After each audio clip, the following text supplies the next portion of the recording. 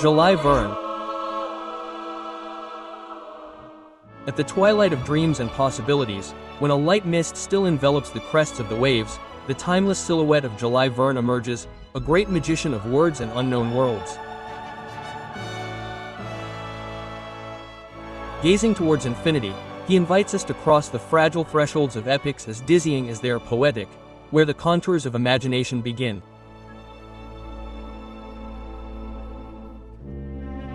Born in Nantes on February 8, 1828, the son of a notary and a dreamy lady, Verne carried within him from childhood that sacred fire that transforms the everyday into the extraordinary.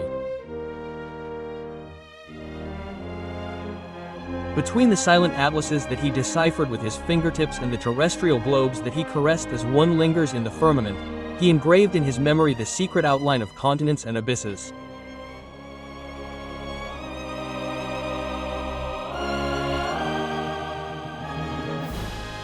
Science, then in its infancy, inspired him more than it was conceived.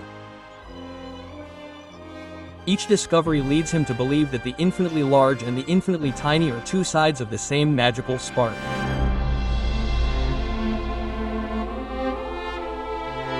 His first step into the waltz of letters.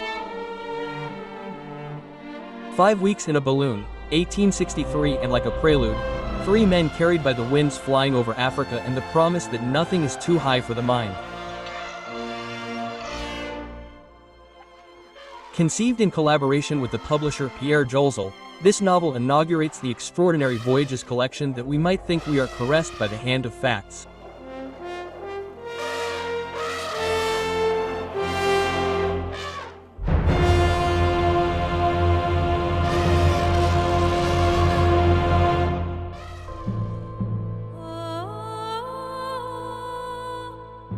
Verne sets off against the current of literary fashions that distance the worldly fable to immerse us in the beyond where reality and imagination intertwine.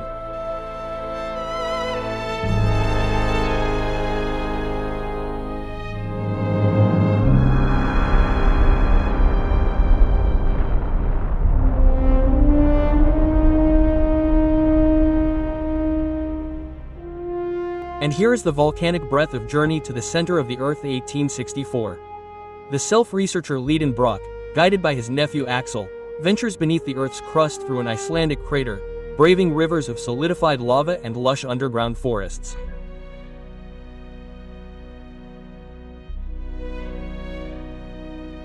By the light of their lantern, the small group slowly makes its way through endless caves. Sometimes, creeping noises startle our adventurers from the depths of the earth. Excitement and fear then mix in the deafening silence of the bowels of the planet.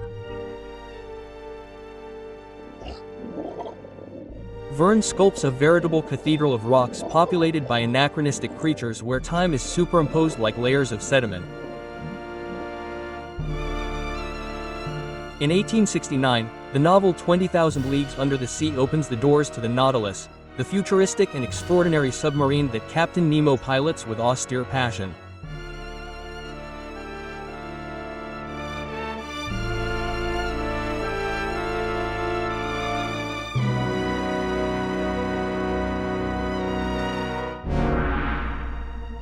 The ocean, a vast liquid cathedral, rises up under Verne's pen in a baroque and aquatic universe where natural history is transformed into abyssal poetry.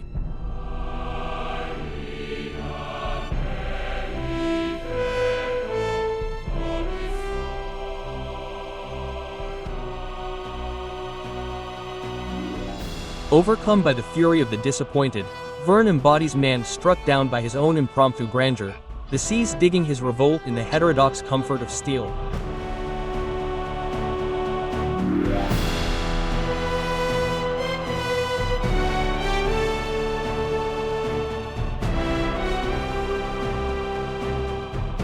Simultaneously, in 1870, Verne takes us on a conquest of the moon in From the Earth to the Moon, prefiguring the space rocket with an ingenuity typical of the time.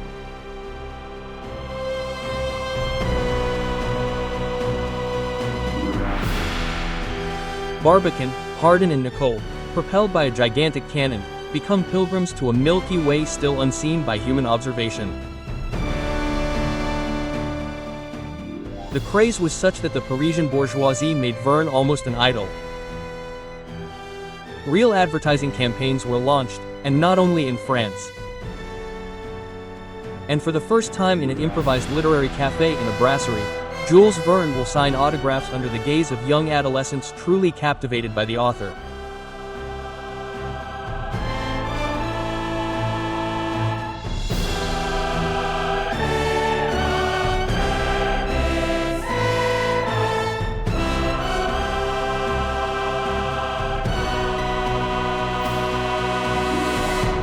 Despite these audacious acts, Verne will never give in to dilettantism.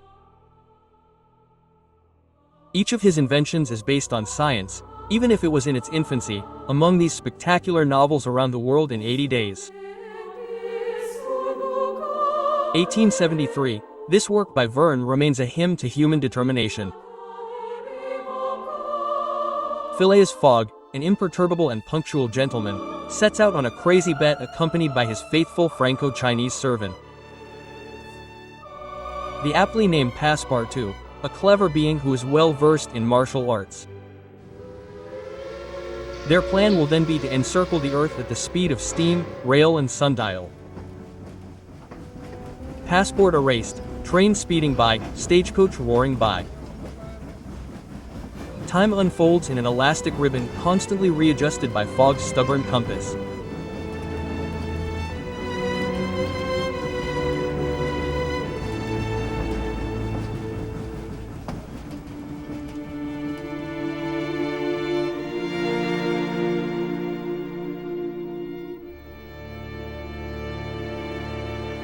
But Verne's soul is not limited to the great din of the globe. In 1874, the mysterious island continues the island saga begun in The Children of Captain Grant, 1868.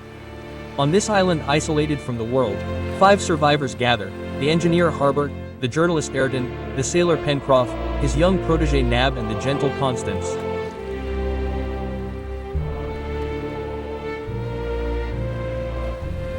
Together, they outwit the tricky things of a land that vibrates with a secret life until the final epiphany when the iron mushroom reveals the name of the steward of their destiny, Nemo.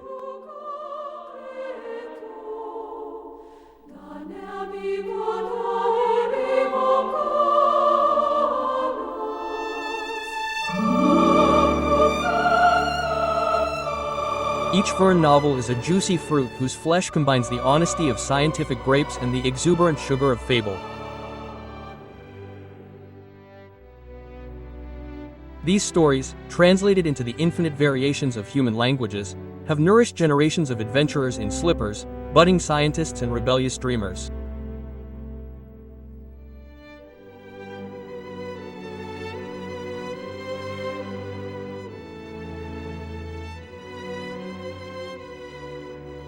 Towards the end of his life, Verne, mellowed by the weight of years and the memory of epics, wrote more intimate novels such as Michael Strogoff, at the end of 1876. Sketches of a two-faceted solitude.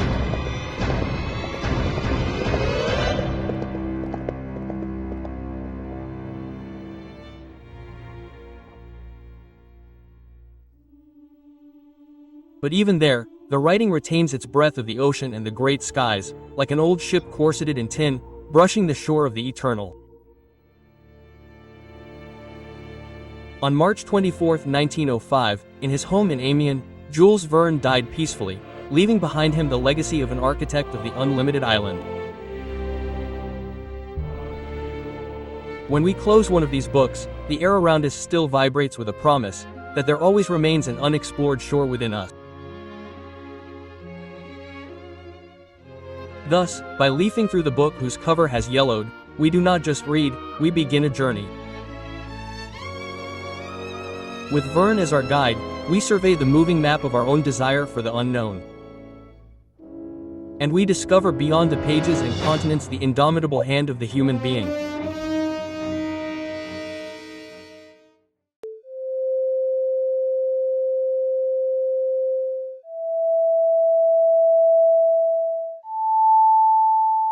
M.L.Q. Production, the little channel that is on the rise.